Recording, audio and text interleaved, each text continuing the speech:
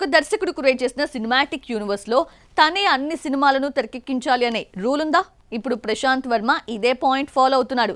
పీవీసీయూలో కథ, characters, universe ని ఆయన క్రియేట్ చేస్తూ డైరెక్షన్ మాత్రం ఇతర దర్శకులకి అప్పగిస్తున్నాడు. ఎందుకు? ఒక సినిమా హిట్ అవ్వగానే ఆ బ్రాండ్ ని వాడుకుని ఒక యూనివర్స్ ని ప్రకటించాడు ప్రశాంత్ వర్మ.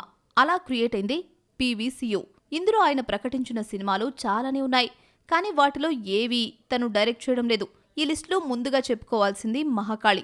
భూమిశెట్టి టైటిల్ రోల్లో నటిస్తున్న ఈ మైథలాజికల్ సూపర్ హీరో మూవీని పూజా కొల్లూరు తెరకెక్కిస్తోంది.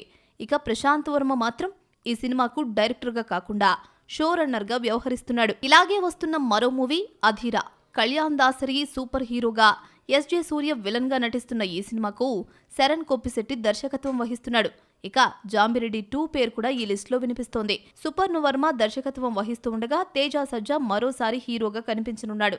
షనాయా కపూర్ తెలుగు తెరకు పరిచయం కానుంది. ప్రశాంత్ వర్మ తన యూనివర్స్ లోని సినిమాలకు దర్శకత్వం ఎందుకు వేరే దర్శకులకు ఇస్తున్నాడు?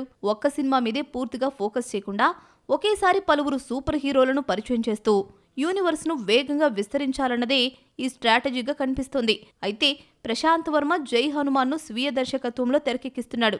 రిషబ్ శెట్టి హనుమంతుడిగా కనిపించనున్న ఈ సినిమా పీవీసీయూలో కీలకమైన నెక్స్ట్ చాప్టర్.